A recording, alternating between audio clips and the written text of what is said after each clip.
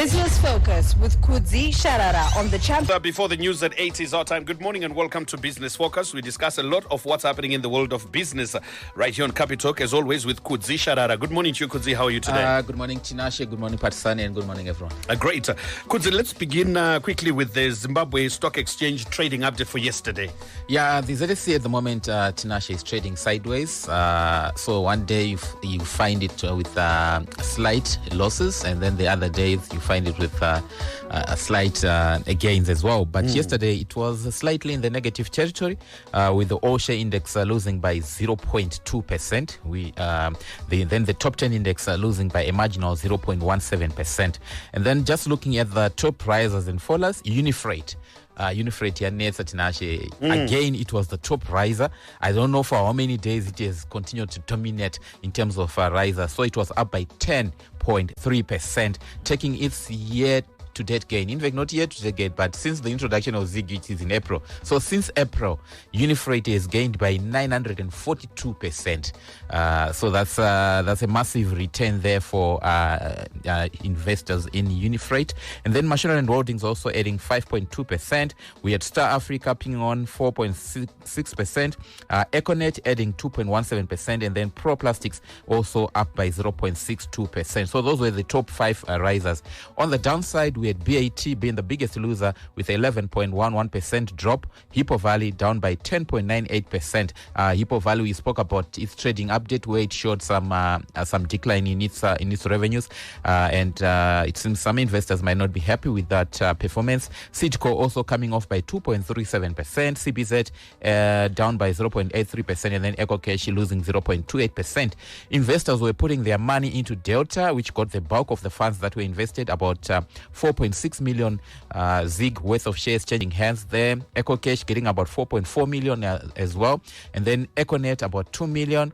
Hippo and FBC were also amongst the risers. FBC, I think they've since completed the rebranding of Standard Chartered. I saw they've removed, they have now put up the new branding there at one of their branches in town. It's now Crown Bank. That's their new name there. And then also on the Victoria Falls Stock Exchange, the market was down by 0.56%. So not much happening on the ZSC at the moment in terms of movement of share prices, but in terms of funds being invested, almost more than 10 million ZIG are finding its way into the market, which means that there's still a little bit of liquidity in the market at the moment. All right, thanks, Kudzie, for that update of the stock market.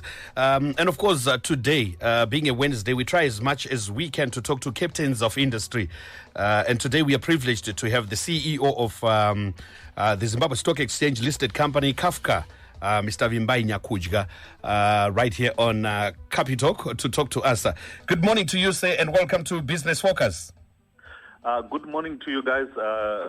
Thanks for having me here. Thank you so much. There's a lot that's happening in the world of business, and would want to find out from you what exactly is happening.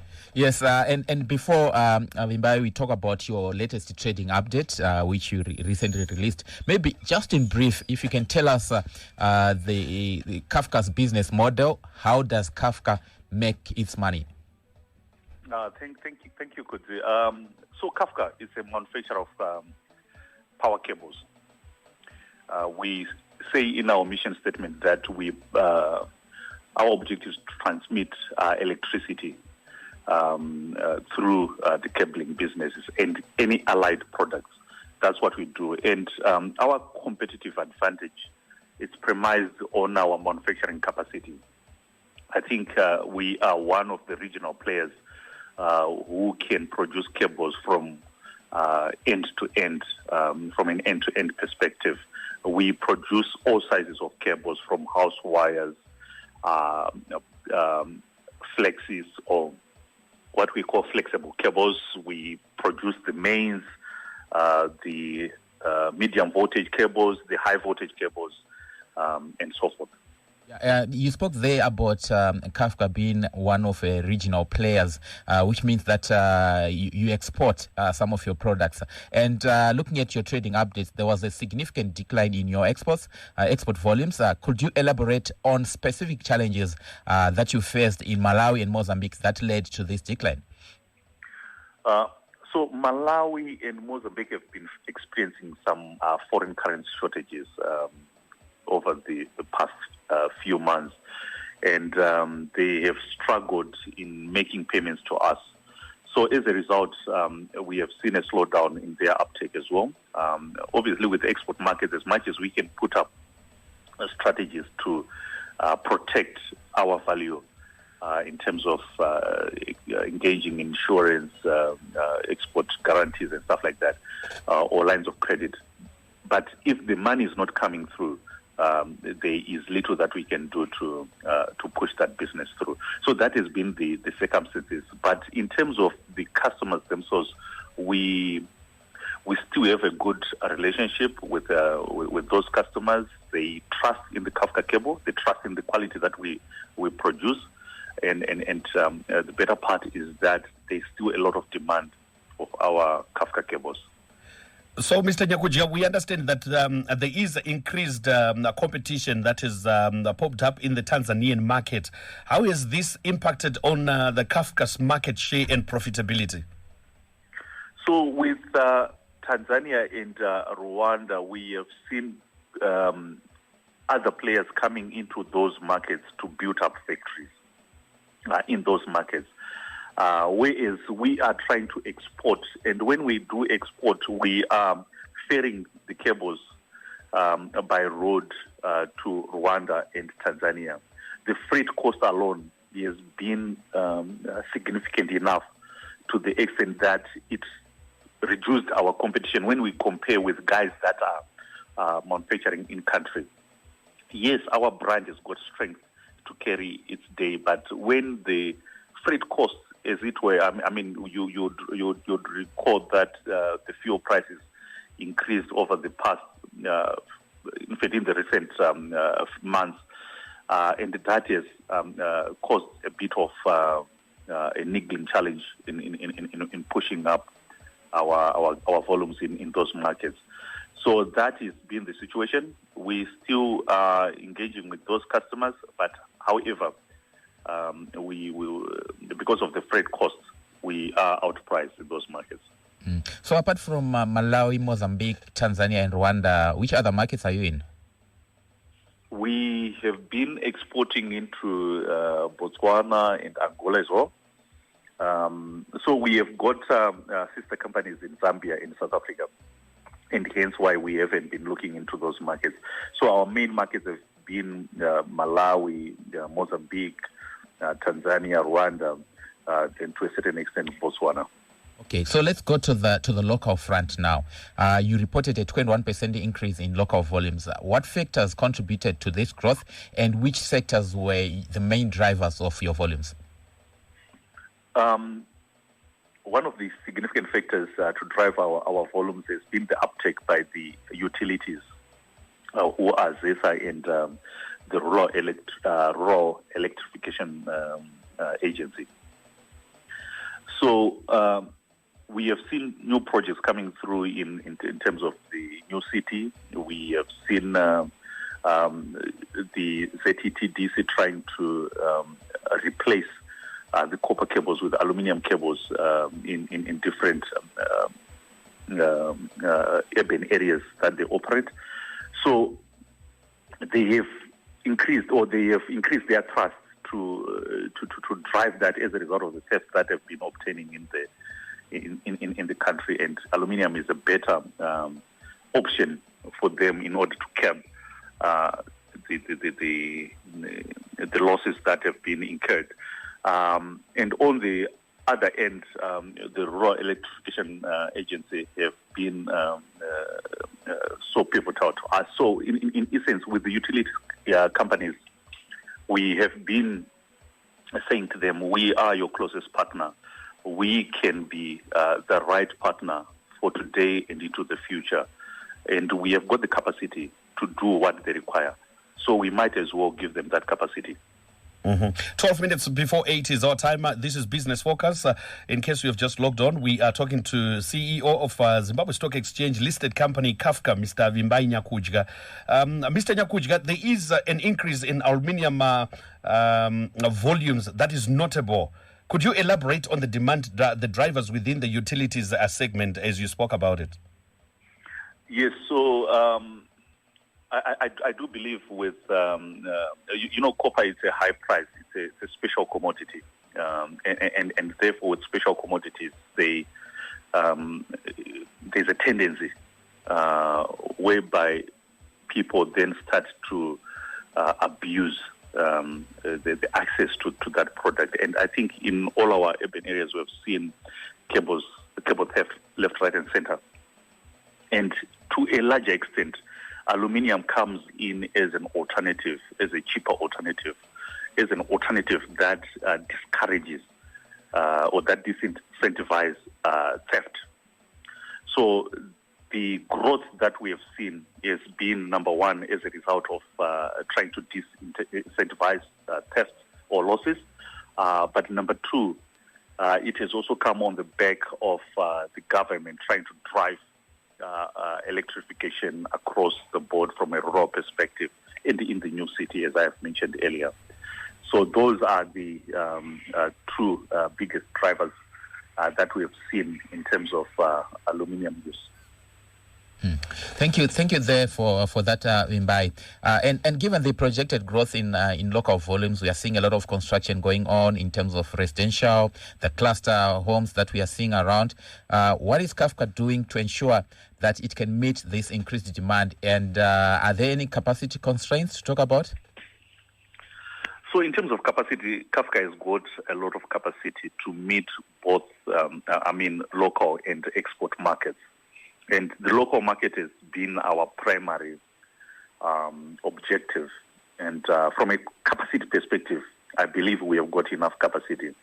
And over and above that, we have been on a trajectory to improve the competitiveness of our capacity, or just to position ourselves in such a way that we encourage wide use of Kafka cables. Mm-hmm. Mr. Nyakuja, yes. Please go ahead. So in terms of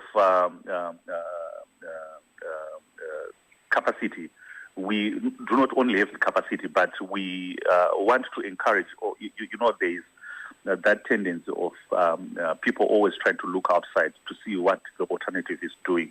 But as Kafka, we have always tried to keep abreast. So from a capacity perspective, we've benchmarked ourselves against the best. We have even sought to exceed what our competition has been doing. And over and above that,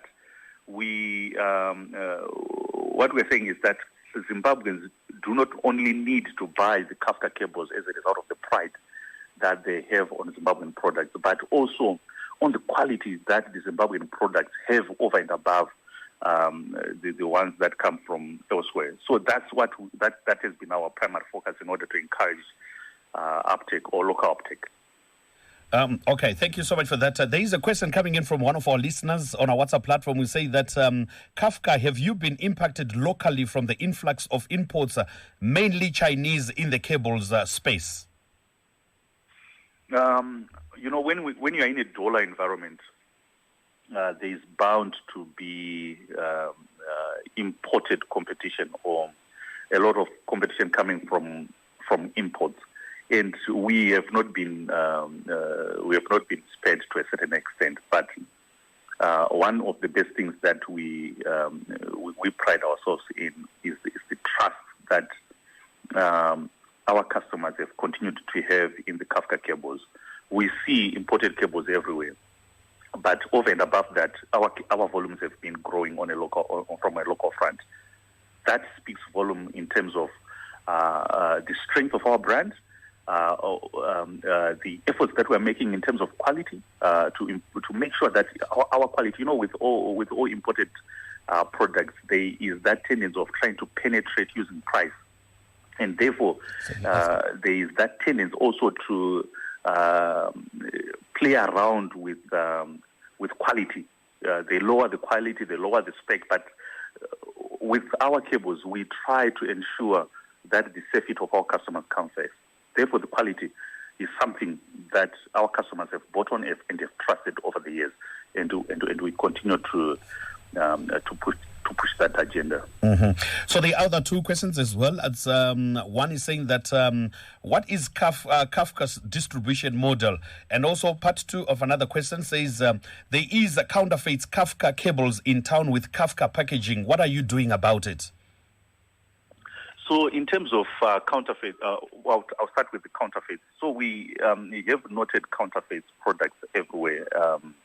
And we have been on a campaign to educate our customers in terms of what the importance of buying the Kafka cables in the right channels. So the number one thing that our customers have to take into account is that a Kafka cable can be obtained either through our factory shops. We have got one in Lighton, in Harare, and another one in Bulawayo. So those are where you can find us. If you need technical support, I mean, with cables, you always need to know where to get your cable. There are safety concerns, there are risks concerns, there are risk concerns associated with cables, and our customers need to be aware of that. In terms of distribution channels, we also go through some of the key retailers like Electrocells, Amanat, Flint,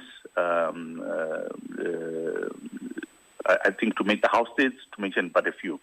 We have got all accredited distributors across the distribution value chain, but it is important for our customers to always check with us or to always visit us every now and then or to inquire with us. We've got dedicated WhatsApp platforms, dedicated digital platforms to cater for any inquiries and any concerns that our customers have. And we are trying to make sure that we are accessible to our customers because the risk is high. If you get the cable from a wrong place, you are likely to suffer the risks associated with. Also, Mr. Nyakujiga, we have seen that the introduction of the Zimbabwe Gold ZI has been mentioned as stabilizing the third quarter trading environment. How has this impacted Kafka's operations and access to foreign currencies? So with ZIG, obviously at first there was a bit of skepticism. It came at the time when the country was grappling from the drought or coming out of the drought, and the commodity prices had just plunged. But now we see there's been a confidence that has been growing in the use of the local currency, and we have seen a number of transactions that have been coming through in local currency at our shops. So that has been encouraging. And over and above that, I think on the foreign currency, we have seen the efforts as well by the central bank to make sure that the currency is supported. So we have been getting foreign currency. But however, there is more that can be done to support the foreign currency market so that we cut on the cycles in terms of obtaining the foreign currency. I think that will go a long way in boosting the confidence that is growing around the ZIG. Thank you, Mr. Nyakujiga. Now, looking into the future, Kafka has projected that volumes will surpass last year for the full financial year 2023-2024. What gives you the confidence in this projection, given the current economic environment? So, you mentioned the current economic environment. Yes, we talk about the drought. We talk about the commodity pricing, not favorable to Zimbabwe, which is a big exporter in terms of commodities. But you will see that what has been happening on the ground in terms of road construction, you will see that there has been a lot of property development happening across town. Over and above that, you will see that as much as the commodity prices are down, there are new projects in the mining sector that are being put up. Looking at all that, we have been a beneficiary of, in fact, with new projects, there will always be power reticulation needed or power engineering to be done. And we have been a beneficiary of that. And over and above that, like I mentioned earlier, the trust that our customers have in the Kafka cable is also come to be that tailwind, if I may put it that way, or to be that wind behind our sail. So that has benefited us greatly, and we see our volumes picking up as we go towards our year end, and we believe that we should be able to surpass what we did in the prior year. And just in brief, what are the key performance indicators can we look forward to towards the year end? Just briefly before we go for the news. Obviously, number one, our volumes will be up.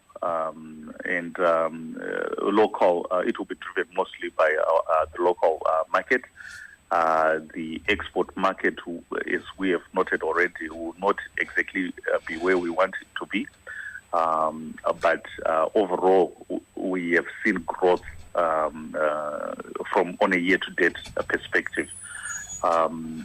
Then, in terms of revenue obviously will be ahead of prior year.